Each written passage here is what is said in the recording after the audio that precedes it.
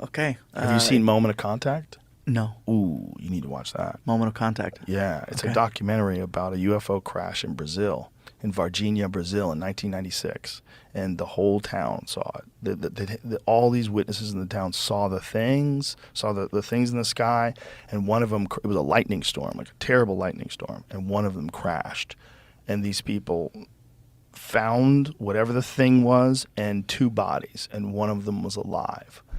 And they picked the one that was injured, and they took it in a car to several different hospitals. This is all documented, that they took this body. And the guy who was carrying the body died of a serious bacterial infection that they could not cure. They didn't know what the fuck it was. Young, healthy guy, the guy handling the alien body. God. Ooh. He died within like 2 weeks. They didn't know what the fuck. There's all this documentation on the disease, the progression of the disease, how they couldn't stop it. They didn't know what it was. Some crazy bacterial infection that he got. And they think he got it from that alien. Now, is that true? I don't know. I wasn't there. But goddamn, I want it to be true. Now, this is a documentary? Yeah, or it's this a great documentary. Oh. It's on Netflix. Or it's on Apple. I think it's on everything. Is it on everything? Moment of Contact. It's definitely, I think it's on Apple TV. It's fucking What great. kind of footage did they have? Well, they don't have any footage. That's the problem. They have eyewitness accounts. They know that the U.S. Air Force landed one of their large cargo jets in Brazil, in Varginha, and supposedly left with the wreckage. But they know that they came in. They were called in. It's definitely on Amazon to rent or buy. Yeah. So it's on iTunes also. It's a few places. I That's think a I few found where you could find it for free, but What's crazy is they bring this cop back to the spot where the crash was, where they first saw the crash, and the guy hadn't been there in forever. And the dude just starts crying. He just starts weeping. And I'm like, if this guy is an actor, he needs a fucking Academy Award. Get him an Because award. this moment where he's overwhelmed, where he's talking about the experience of seeing this thing there and knowing that it's from somewhere else, and seeing these things, these little tiny things with big eyes staring at him. And these girls, there's 3 girls that were like very young at the time.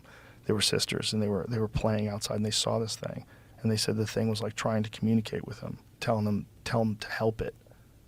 And they were freaked out, and they all had the exact same story. Everybody who saw them said the exact same thing, what they looked like these weird things with tiny things with big eyes. I don't know if it's true, man, but I want it to be true. That's the problem. I want it all to be true. That guy's passion, though, the way he tells the story, you could tell either, like you said, he's either a great actor or he's reliving it.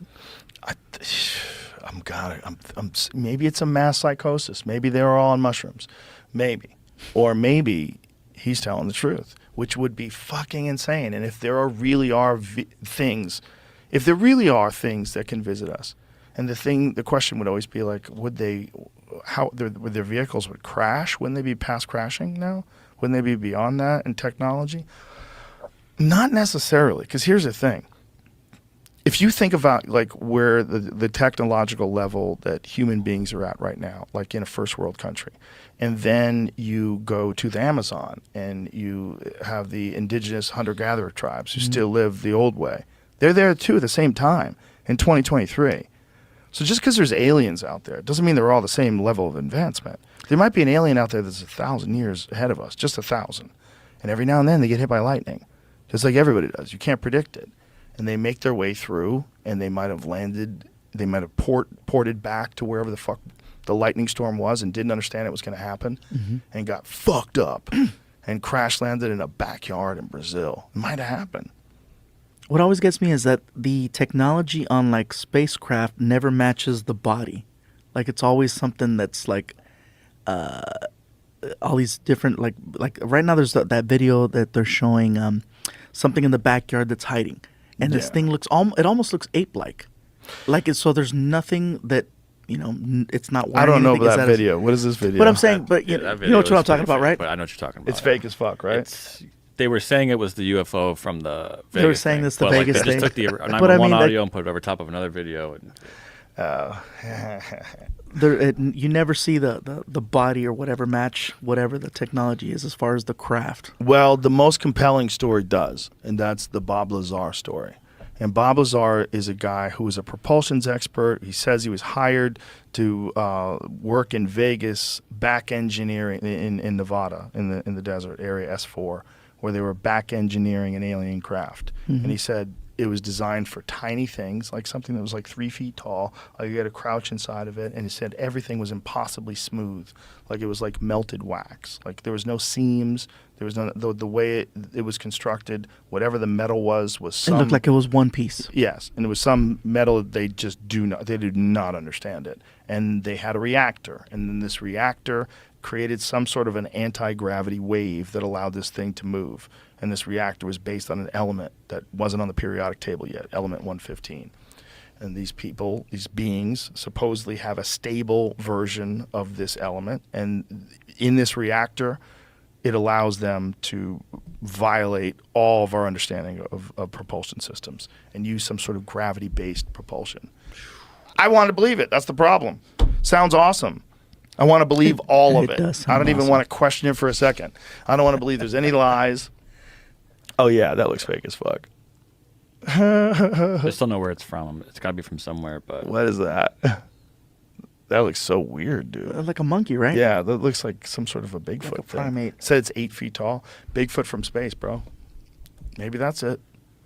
Yeah. So what is it? Are they small little Martians, or are they like big giant, Avatar-looking things? Supposedly, there's 2 different kinds. What do they that call them? The visit gray, the us all grays, the time. greens, the. Yeah, they call them the grays and the tall whites.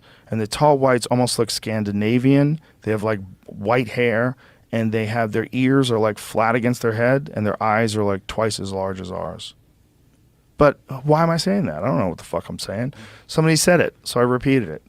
But the problem is then you start looking for that. So say if you're tripping on mushrooms, you might manifest like a gray talking to you because like from Close Encounters of the Third Kind, you expect that's what the alien's going to look like. So maybe it shows itself to you in that form because that's how you can handle it. The what do you call it? What's the other one? The shapeshifters. Mm-hmm.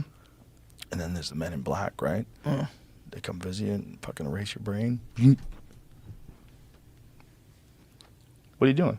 Oh, I thought you were fucking. yeah. I was waiting. I was like, oh, I was like, he's gonna pull something cool up right now. The way you leaned back, I thought you were gonna bring up something. I was, I was like, here it chilling, comes. scratching my head. Oh, Erase okay. his brain. Yeah, I think we were both like, ah. I hope aliens are real. I really do, and I hope that the fairy tale is that they're gonna protect us from blowing ourselves up.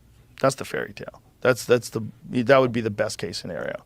That what they're doing here is that they're here to monitor our nuclear power and our nuclear weapons and make sure we don't launch them at each other. Because that's when they first started showing up.